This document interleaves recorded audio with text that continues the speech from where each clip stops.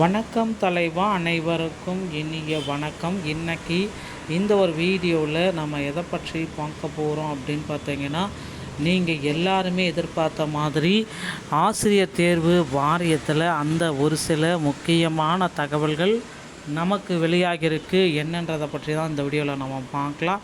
So டிஆர்பியில் தற்சமயம் தேர்ச்சி பெற்ற ஆசிரியர்களுக்கு நேரடியாக பணி நியமனம், டெட் தேர்வின்றி, ஸோ அந்த நியமன தேர்வின்றி, போட்டித் தேர்வின்றி நேரடியாக பணி நியமனத்தை வழங்கணும் அப்படின்ட்டு பலதரப்பட்டவர்கள் கோரிக்கை வச்சுருக்காங்க. அதே போல் டெட் தேர்வில் பேப்பர் 1 மற்றும் பேப்பர் 2ல் பாஸ் மதிப்பெண்கள் மற்ற கம்யூனிட்டியை போல் 60 மார்க் எடுத்தால் பாஸ் என்றது நீதிமன்றத்தில் தீர்ப்பாக இருக்குது.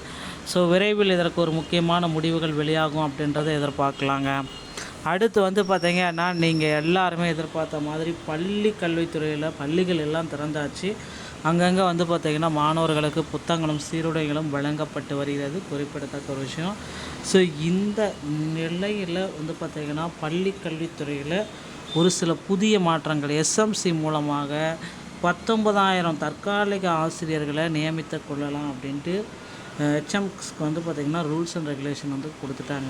தனியார் பள்ளி கல்லூரி மற்றும் யாராக இருந்தாலுமே சரி, ஸோ கண்டிப்பாக பார்த்திங்கன்னா 19,000 ஆசிரியர் காலி பணியிடங்கள் நிரப்பப்படும் அப்படின்றத சொல்கிறாங்க. அரசு உதவி பெறும் பள்ளிகள்லேயும் இது நடைபெறும் அப்படின்றத குறிப்பிட்டு சொல்லிட்டாங்க.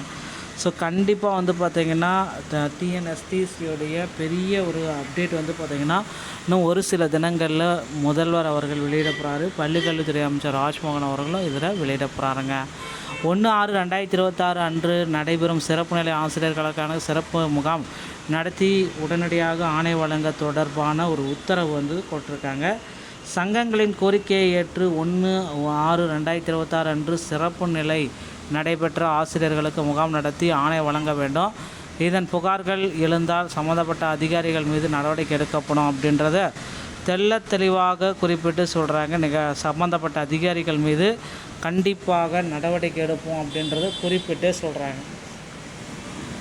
ஸோ அது என்ன அப்படி சொல்லுது அப்படின்றது தான் இப்போ கேள்விக்குறியாக இருக்குது. ஸோ அதை தான் நம்ம கொஞ்சம் கிளாரிட்டியோடு பார்க்க போகிறோம். ஸோ இந்த பள்ளி கல்வித்துறையில் 2004, 5, 6 ஆண்டுகளில் தொகுப்பூதியத்தில் இளநிலை, இடைநிலை, பட்டதாரி ஆசிரியர்கள் நியமிக்கப்பட்டு பின்னர் அரசாணை எண் 99 பள்ளிக்கல்வித்துறை வசம் 27/6/2006 படி 11/6/2006 படி முதல் காலமுறை ஊதியத்தில் பணி வரன்முறை செய்யப்பட்டது. மேற்கண்டவரை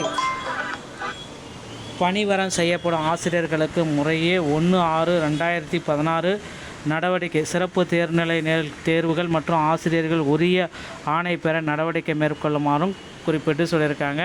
ஸோ இச்சிறப்பு நிலை வழங்கும் நிகழ்வுகளில் புகார்கள் எதாவது ஏற்பட்டால் தொடர்புடைய அலுவலர் மீது உரிய நடவடிக்கை மேற்கொள்ளப்படும் என்ற சிறப்பு நிலை அதிகாரிகள் வழங்கும் நிகழ்வினை மாவட்ட கல்வி அலுவலர் பார்வையிட்டு துரிதமாக வழங்க வேண்டும் அப்படின்றதையும் குறிப்பிட்டு சொல்லியிருக்காங்க.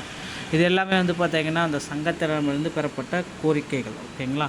அடுத்து நீங்கள் எல்லாருமே எதிர்பார்த்த மாதிரி இன்னொரு விஷயம் பார்த்திங்கன்னா பள்ளி கல்வித்துறையில் நடக்க இருக்குங்க. நியமன தேர்வை ரத்து செய்கிறதுக்கு உண்டான ஒரு அரசாணையை வெளியிடப்படுறாங்க. அது மட்டுமே கிடையாது, பள்ளி கல்வித்துறையில் புதிய தேர்வுகளையும் இன்ட்ரடியூஸ் பண்ணுறதாக தகவல் வந்திருக்குங்க. பொறுத்து நம்ம பார்க்கலாம். ஸோ இந்த தகவல் தான் தற்சமயம் பார்த்திங்கன்னா ரொம்ப இன்ட்ரெஸ்டிங்காக போன தகவல்.